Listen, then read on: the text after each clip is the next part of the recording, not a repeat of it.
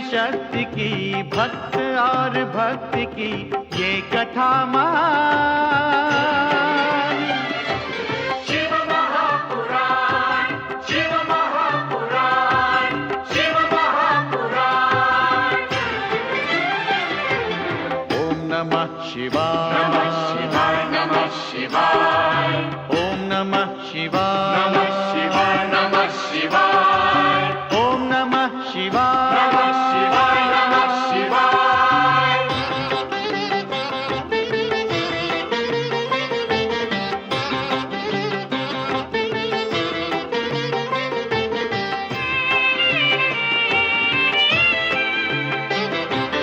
आशुतोष नीलकंठ शंभु अविनाशी, गंगाधर महादेव जो है कैलाशी। आशुतोष नीलकंठ शंभु अविनाशी, गंगाधर महादेव जो है कैलाशी। शिव का बस नाम ही भक्ति और ध्यान ही कर दे कल्याण। शिव महापुराण, शिव महापुराण, शिव महापुराण। ओम नमः शिवाय, नमः शिवाय, नमः शिवाय। ओम नमः शिवाय, नमः शिवाय, नमः शिवाय। ओम नमः शिवाय, नमः शिवाय, नमः शिवाय। शिव महापुराण, शिव महापुराण, शिव महापुराण, शिव महापुराण, शिव महापुराण।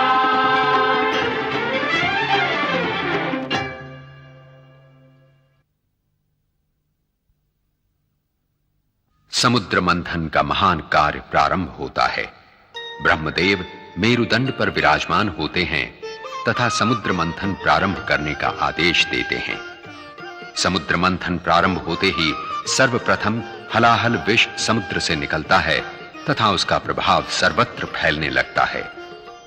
विष के दूषित प्रभाव से चराचर त्रस्त होने लगते हैं तो नारद चिंता व्यक्त करते हैं, अब सृष्टि को नष्ट होने से कौन बचाएगा।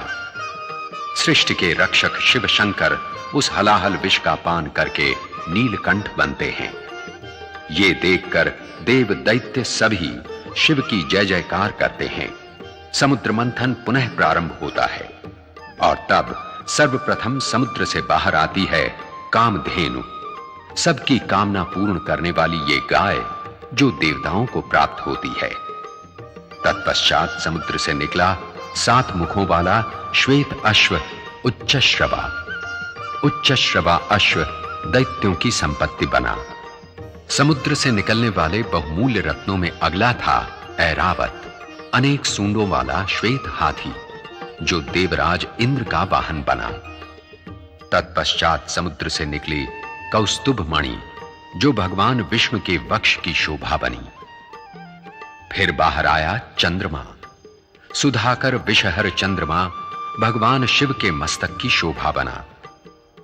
समुद्र मंथन से उसके पश्चात बाहर आया पारिजात वृक्ष, नंदन वन की शोभा बढ़ाने वाला जाज्वल्यमान पारिजात वृक्ष देवताओं को प्राप्त हुआ।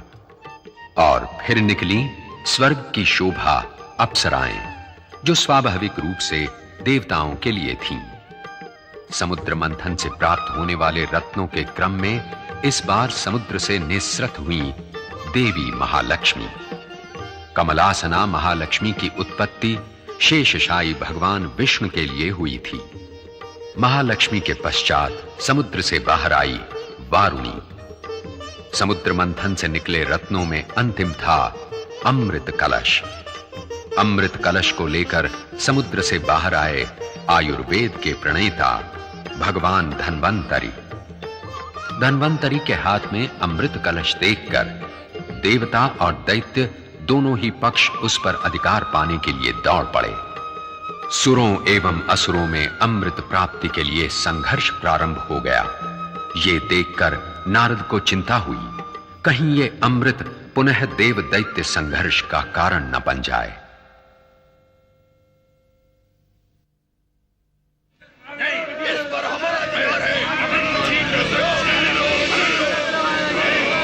कहीं ये अमृत इनके संघर्ष का कारण ना बन जाए। भगवान भोलेनाथ ने तो देवता और दैत्यों की शत्रुता समाप्त करने के लिए ये समुद्र मंथन का सुझाव दिया था, किंतु लगता है ये सब निरर्थक ही जाएगा। नारायण नारायण।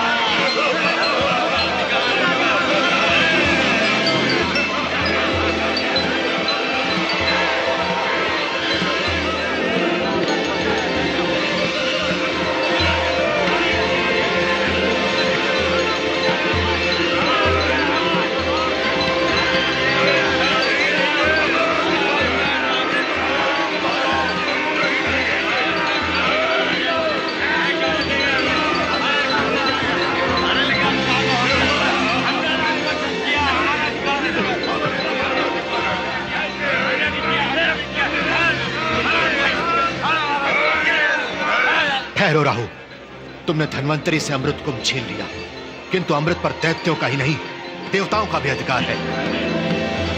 अमृत पर सच्चा अधिकार केवल दैत्यों का है। समुद्र मंथन में देवताओं से अधिक परिश्रम दैत्यों ने किया। राहु, देवताओं ने भी दैत्यों के समान परिश्रम किया है। देवता तो नागराज वासुकी की पूंछ पकड़कर हिला रहे थे। हाँ। विष उगलने वाला मुक्का भाग दैत्य ने पकड़ा था। राहु, तुमने स्वयं योगेश्वर महादेव से अनुरोध किया था कि वासुकी को मुख की ओर दैत्य पकड़ेंगे।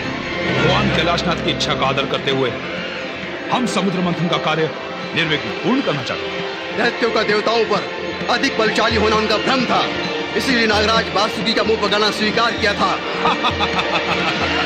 कठिन कार्य करने की क्षमता साहसी और बलवानों में होती है।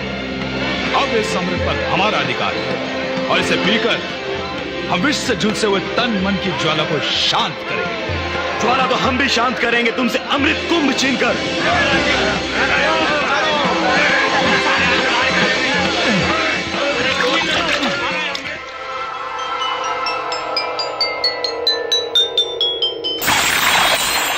अमृत कुंभ से अमृत छलका और हरिद्वार की पावन भूमि के जल में गिरा।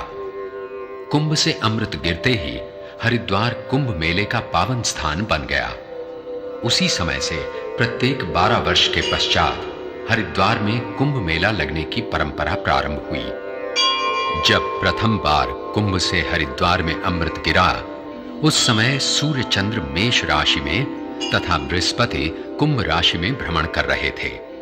उसके पश्चात प्रत्येक 12 वर्ष के अंतर से जब जब ये ग्रह योग आता है, हरिद्वार में कुंभ मेले का आयोजन होता है। इस अवसर पर 1 मास तक लाखों श्रद्धालु यात्री इस मेले में सम्मिलित होकर धार्मिक कार्य संपन्न करते हैं। इस अवधि में हरिद्वार का गंगा जल अमृत का रूप धारण कर लेता है।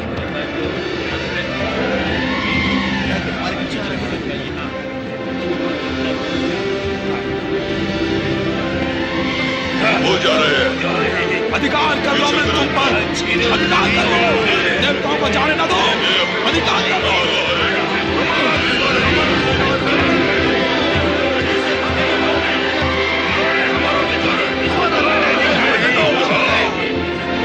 ये अमृत कुंभ हमारा, देवराज हमें दे दो। जब तक ये तुम्हारे पास था तुम्हारा था, अब ये हमारा है। व्यर्थ परिश्रम न करो, हमारा पीछा छोड़ दो। अमृत कुंभ प्राप्त करने के लिए हम तुम्हारा पीछा नहीं छोड़ेंगे। आप इसे नहीं ले जा सकते। हम भी देवताओं के कंठ में एक बूंद भी अमृत नहीं जाने देंगे। सावधान राहु, आगे न बढ़ो, अन्यथा देवासुर संग्राम के मुख्य अपराधी तुम माने जाओगे।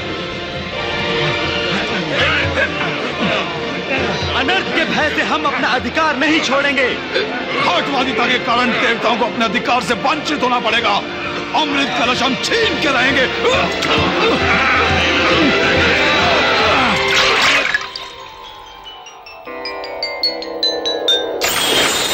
अमृत कुंभ से अमृत छलका तथा प्रयाग में गिरा। जिस समय ये अमृत गिरा था, उस समय बृहस्पति ऋषभ राशि तथा सूर्य चंद्र मकर राशि में भ्रमण कर रहे थे। उसी समय से प्रयाग के पवित्र संगम पर एक मास का कुंभ मेला लगने की प्रथा प्रारंभ हुई। अमावस्या तथा मकर संक्रांति के अवसर पर प्रयाग का पावन जल विशेष रूप से अमृतमय हो जाता है तथा उस समय इसमें स्नान करने से जन्म जन्मांतर के पाप नष्ट हो जाते हैं। प्रयाग का कुंभ मेला सांस्कृतिक दृष्टि से भारत का सबसे बड़ा जनसंगम है। इस अवसर पर देश विदेश से करोड़ों धर्मानुरागी व्यक्ति संगम स्थान तथा साधु संतों के सत्संग का लाभ उठाते हैं।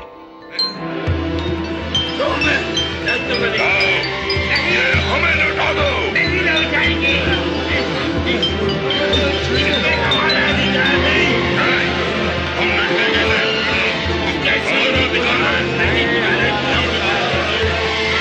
जयंत, हमारे समीप ना आओ, अन्यथा ये अमृत ना देवता पी सकेंगे ना ही प्रसन्नता होगी राहु।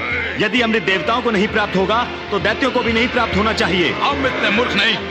जिस अमूल्य वस्तु को इतने कठिन परिश्रम से प्राप्त किया, उसे इतनी सरलता से गवा दें। हम भी इतने अज्ञानी नहीं कि अपना भाग प्राप्त किए बिना अमृत पर से अधिकार त्याग दें।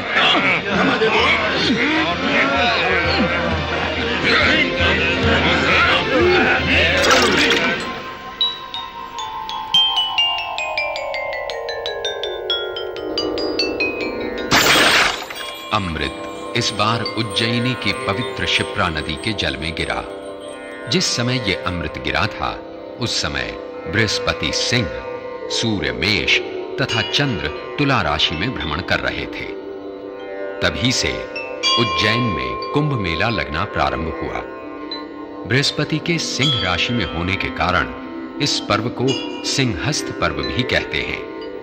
प्रत्येक 12 वर्ष के पश्चात यही ग्रह योग आने पर उज्जैनी के क्षिप्रा तट पर असंख्य धार्मिक श्रद्धालु एकत्र होकर धार्मिक कार्य संपन्न करते हैं तथा वैशाख पूर्णिमा पर शिव के ज्योतिर्लिंग महाकालेश्वर के दर्शन तथा क्षिप्रा के अमृतमय जल में स्नान करके अपना जीवन धन्य करते हैं।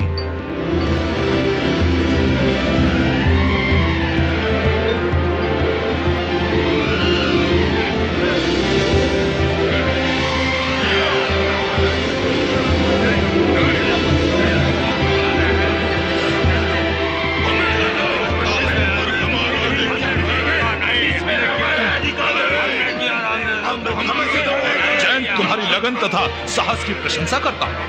राहु, तुम्हारे द्वारा की गई इस प्रशंसा से मेरा उत्साह बढ़ा है, किंतु तुम्हारे आचरण पर मुझे विश्वास नहीं।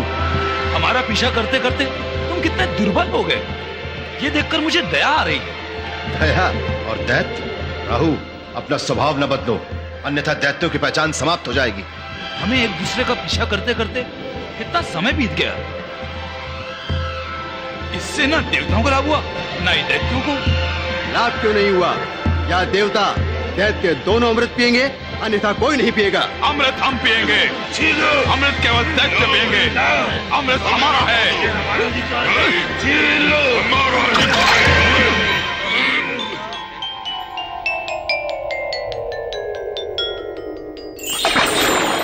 अमृत कुंभ से अमृत छलककर इस बार नासिक नगर के तट पर दक्षिण की पावन गोदावरी नदी में गिरा। उसी समय से नासिक के गोदावरी तट पर प्रत्येक 12 वर्ष के पश्चात बृहस्पति के सिंह राशि तथा सूर्य चंद्र के भी सिंह राशि में आने पर कुंभ मेला आयोजित होता है। लाखों श्रद्धालु यात्री यहां भगवान शिव के त्र्यंबकेश्वर ज्योतिर्लिंग के दर्शन तथा पवित्र गोदावरी के अमृतपूरित जल में स्नान करके प्राचीन पापों का प्रक्षालन करते हैं। नासिक का कुंभ मेला नर्मदा के दक्षिण में भारतवर्ष का सबसे बड़ा धार्मिक मेला है, जहां दूर दूर से आए साधु संतों का समागम होता है। इस अवसर पर देश विदेश से आए लाखों धर्मानुरागी तथा श्रद्धालु जन गोदावरी स्नान तथा साधु संतों के सत्संग का लाभ उठाते हैं। हमारा अधिकार है, हमारा अधिकार है। नारायण नारायण। प्रणाम देवर्षि। प्रणाम देवर्षि।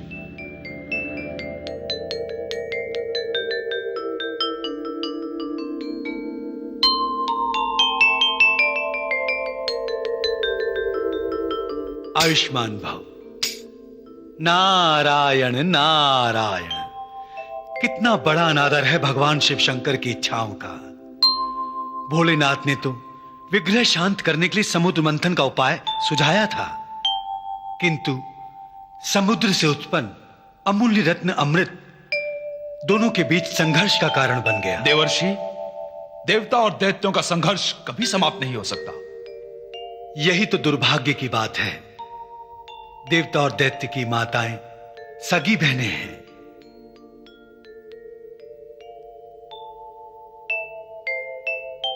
किंतु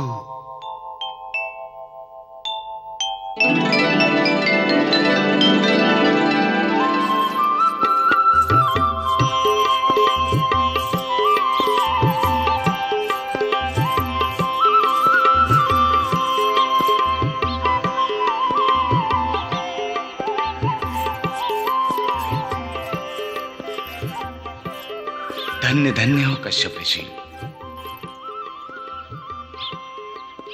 13 नववधुओं के साथ हम आपका स्वागत करते हैं। धन्य धन्य हो दक्ष प्रजापति, जिन्होंने कश्यप ऋषि से जामाता प्राप्त किया है। ऋषिवर, हम अपनी इन 13 पत्नियों से आप सबका परिचय करवाते हैं। ये है दीति और ये है अदिति। ये है दनु, अरिष्टा, सुरसा, सुरभि, विनता,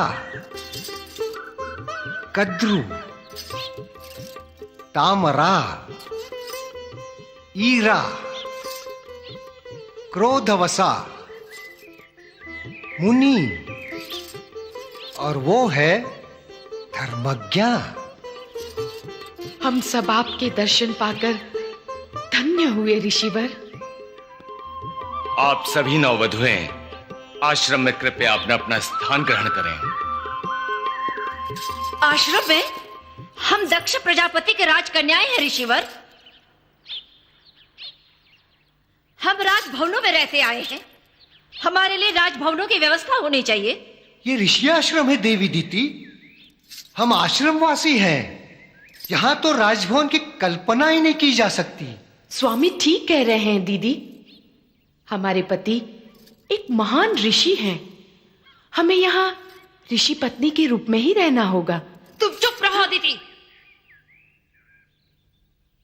महाराज कश्यप, हमारे पिता में ब्रह्मदेव ने प्राणी सृष्टि का कार्य करते समय हमारे पिता श्री दक्ष प्रजापति को प्राणी सृजन का कार्य सौंपा था।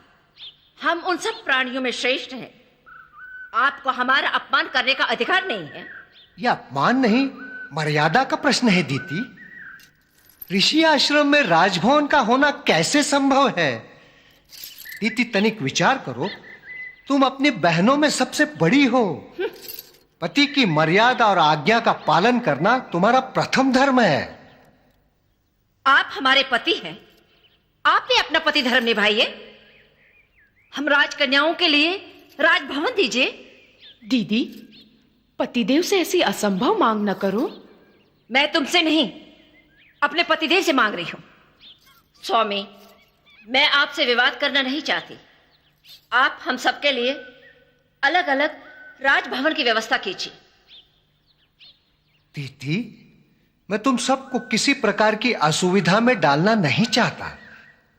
इस आश्रम में तुम सबके लिए अलग अलग कुटीर की व्यवस्था करूंगा, पर मुझसे राजभवन की तो मांग न करो।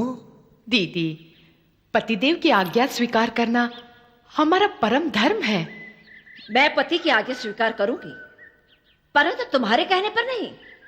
सुनिए, आप अपने आश्रम में हम सब के लिए राजकुटीर बनवाइए, जिसमें मेरा कुटीर सबसे भव्य होगा, क्योंकि मैं इन सब में बड़ी हूं। मुझे तुम्हारा अनुरोध स्वीकार है दीदी। तुम सबको न्याय मिलेगा, तुम्हें उचित सम्मान मिलेगा। आओ।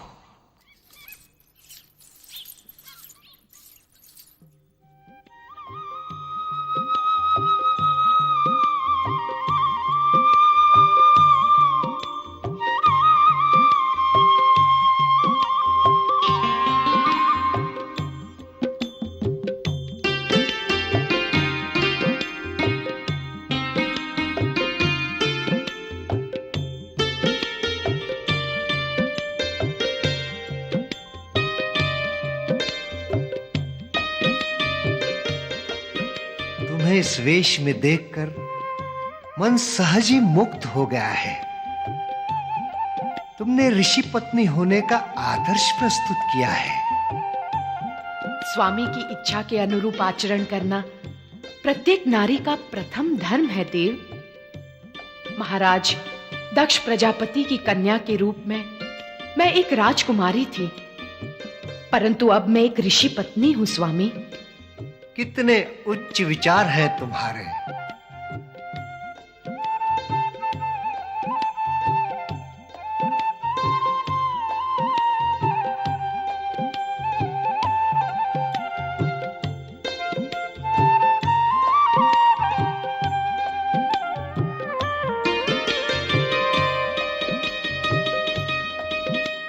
स्वामी, बहुत दिनों से मन में एक बात जानने की अभिलाषा थी, आज्ञा हो तो पूछूं? अवश्य पूछो देवी। सृष्टि के सृजनहार परमपिता ब्रह्मदेव ने इस सृष्टि का निर्माण करके उसे स्वर्ग, पृथ्वी और पाताल में विभाजित किया। भगवान शिव शंकर देवादिदेव महादेव हैं। उन्होंने पृथ्वी लोक के प्राणियों के बीच कैलाश पर अपना स्थान क्यों ग्रहण किया? संसार के प्राणियों के कल्याण के लिए देवी। देवादिदेव महादेव के समान इस संसार में और कोई भी उपकारक उद्धारक नहीं है। वे देव, दानव, मनुष्य, पशु पक्षी सबके रक्षक हैं। हमें अपने कल्याण के लिए उन्हीं की आराधना करनी चाहिए। आप सत्य कह रहे हैं स्वामी। अब तुम्हारा प्रश्न है, महादेव ने पृथ्वीलोक के प्राणियों के बीच कैलाश पर अपना स्थान क्यों ग्रहण किया? उत्तम प्रश्न है देवी। स्वामी, मेरे मन में यही जिज्ञासा है। वो इसलिए कि देवता स्वर्ग से पृथ्वी पर आ सकते हैं, मायावी दानव तीनों लोक में विचरण कर सकते हैं, परंतु मनुष्य पृथ्वी से स्वर्ग लोक नहीं जा सकते। उन्हीं मनुष्यों के कल्याण के लिए महादेव ने पृथ्वी पर स्थान ग्रहण किया है, ताकि मनुष्य भगवान शिव शंकर के प्रत्यक्ष दर्शन तथा पूजा आराधना कर सके।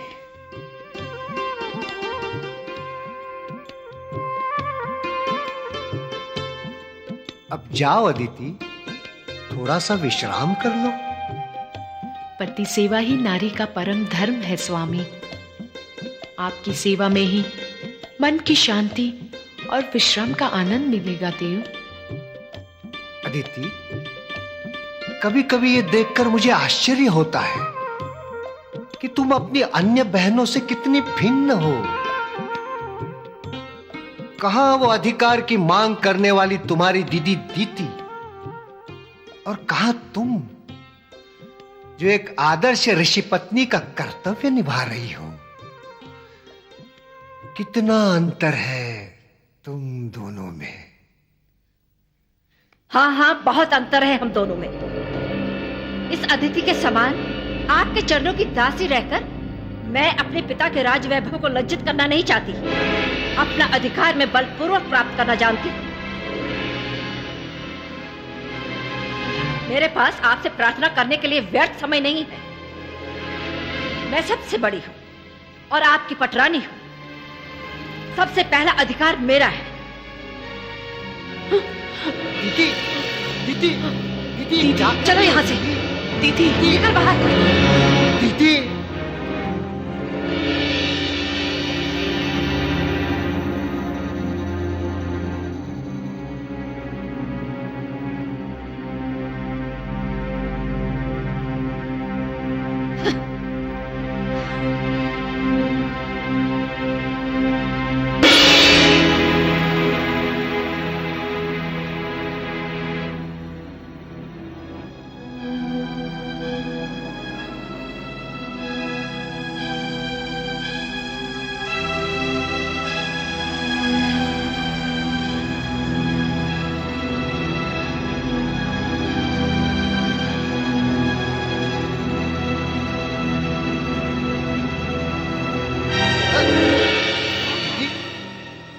दीदी, ये क्या कर रही हो? दीदी, ये अनुचित है। तुम्हें समय की मर्यादा का ध्यान रखना चाहिए।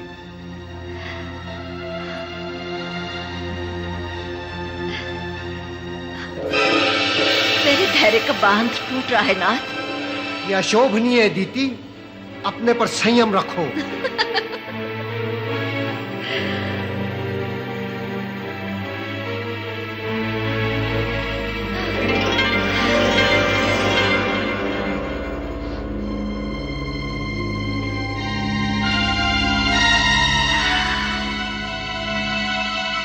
मैं संन्यास ले नहीं प्रियवर, आपकी पत्नी हूँ।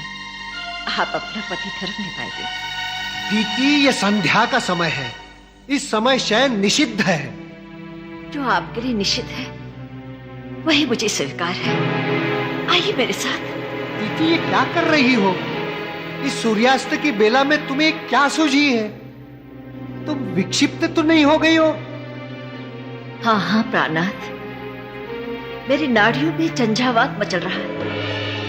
मेरी मनोकामना पूर्ण कीजिए। इस संधिकाल में भूत, प्रेत, वेताल, दानव जैसे तामसी प्राणी चारों ओर विचरण करते रहते। इस समय गर्भधारण करने वाली माताओं की संतान तामसी होती है। हाँ प्रियवर, मुझे ऐसी ही संतान चाहिए जो दानवों के समान बलवान और पराक्रमी हो। स्वामी, मुझे मेरा मनचाहा प्रेम दान दीजिए।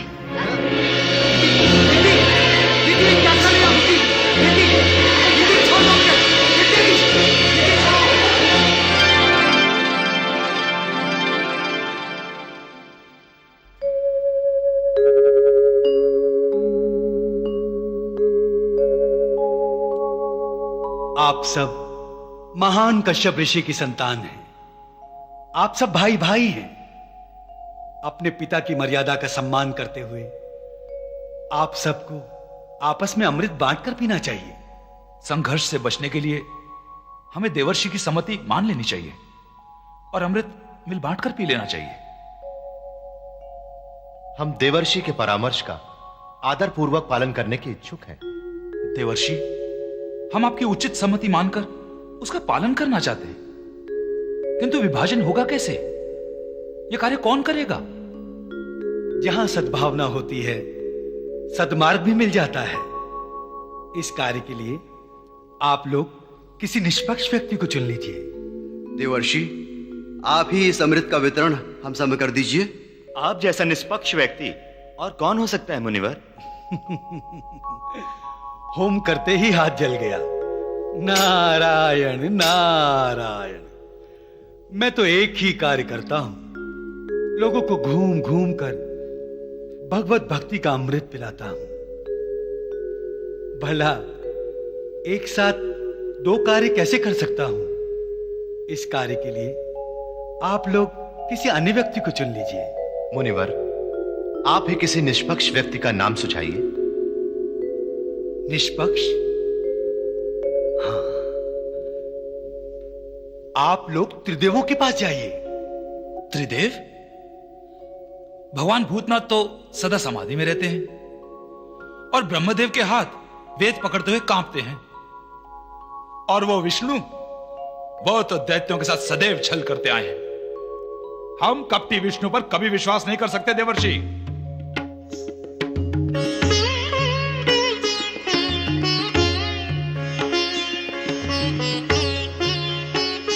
नारायण नारायण।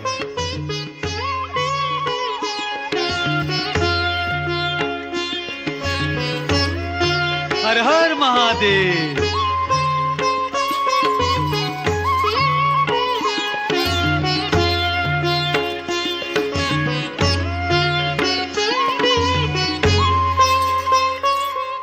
देवर्षि, स्वभाव अनुसार आप दोनों पक्षों के बीच कुछ सुलझा रहे हैं या उलझा रहे हैं? नारायण नारायण। ना उलझा रहा हूं और ना ही सुलझा रहा हूं। देवी, मैं तो स्वयं ही उलझ गया हूं, किंतु आपके आने से बड़ी प्रसन्नता हुई। मेरे आने से देवर्षि को प्रसन्नता हुई? हाँ देवी, पुरुष की अपेक्षा नारी अधिक व्यवहार कुशल जो होती है, वो अपनी मधुर वाणी द्वारा पाषाण को पिघला सकती है, अहंकारी को अपने चरणों में झुका सकती है, कठिन से कठिन धर्म संकट से उबार सकती है। आप पर ऐसा कौन सा धर्म संकट आ पड़ा? ज्ञान अज्ञान का धर्म संकट, हठ अभिमान का धर्म संकट, आग्रह दुराग्रह का धर्म संकट, विश्वास अविश्वास का धर्म संकट। यहां तो अनेक धर्म संकट हैं देवी। देवर्षि, आप इन्हें पहचानते हैं? क्या नाम है इनका? इनके अनेक नाम, अनेक रूप हैं। इन्हें पहचानना मेरे लिए कठिन है। आपने क्या कहा देवर्षि? इनके अनेकों नाम, अनेकों रूप हैं? हाँ, माता का रूप, पत्नी पुत्री का रूप, अग्नि का रूप, आदि शक्ति जगदम्बा भी तो नारी का ही रूप है। इनके विषय में समझाना मेरे लिए कठिन है। इस स्थान पर नारद का रुकना अब शुभ संकेत नहीं। देवी, अब आप ही इनकी समस्या का समाधान कीजिए। नारायण नारायण नारायण नारायण। जय शिव शंकर।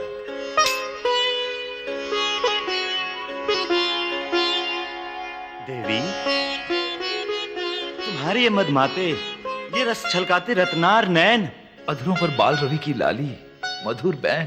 देवता और दैत्यों को मंत्र मुक्त कर देने वाली आप कौन है देवी? नहीं पहचाना? मैं हूँ स्वच्छंद नारी, मुझे मोहिनी कह सकते हो। मोहिनी? सच कहा, आप मोहिनी ही हैं, अप्रतिम सुंदर नारी। किंतु आपने अपना परिचय नहीं दिया।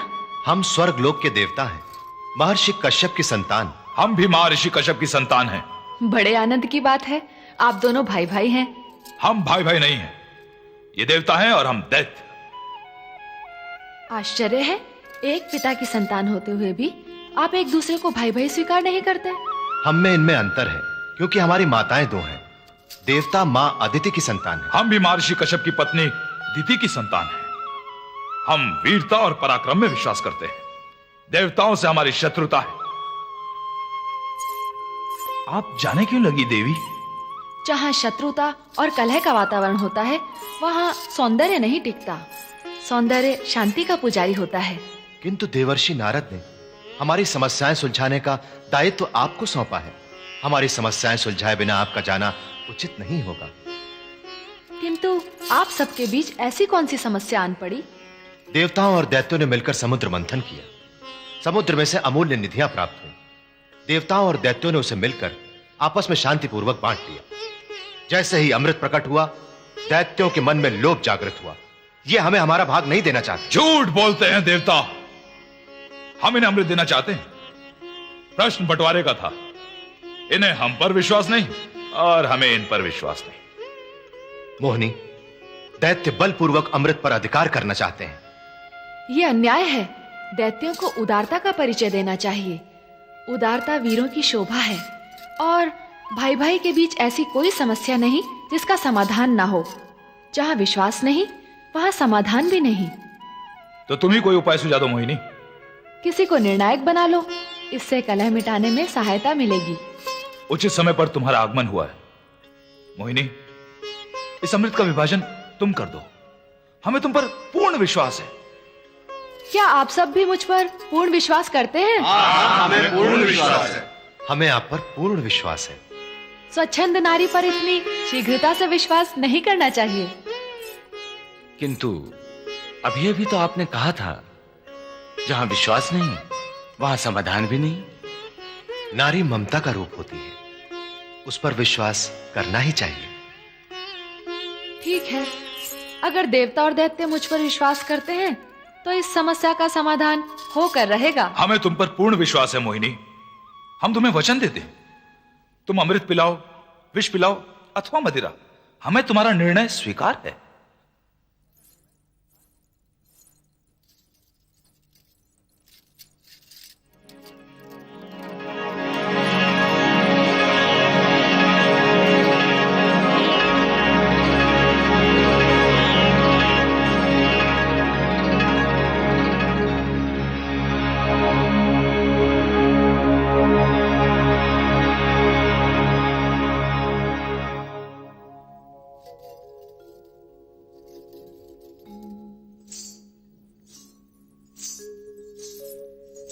आइए, आप लोग मेरे साथ आइए।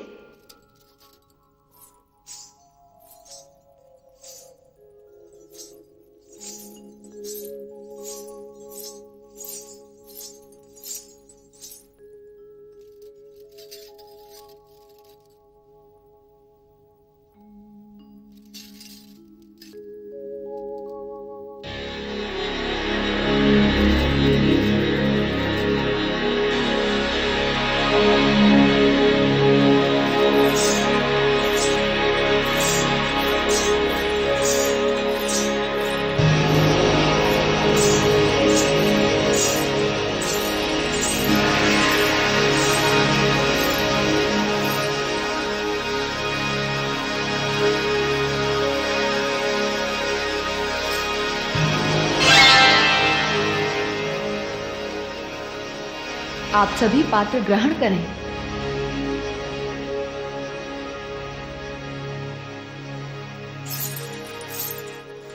देवता इस ओर, दैत्य उस ओर अपना अपना स्थान ग्रहण करें।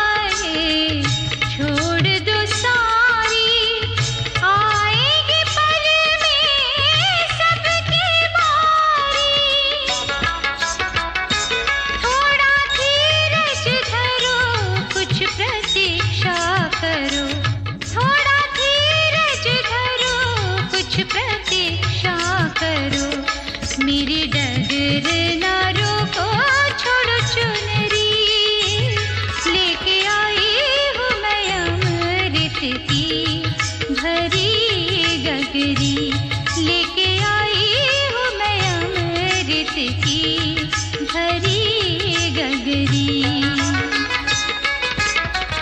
तृप्त सभी को मैं कर दूंगी, तृप्त सभी को मैं कर दूंगी।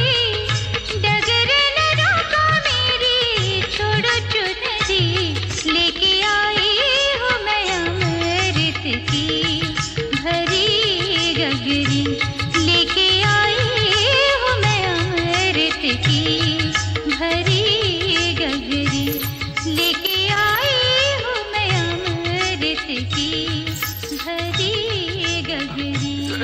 ये तो कोई दैत्य है। वो देखो दैत्य जा रहा है।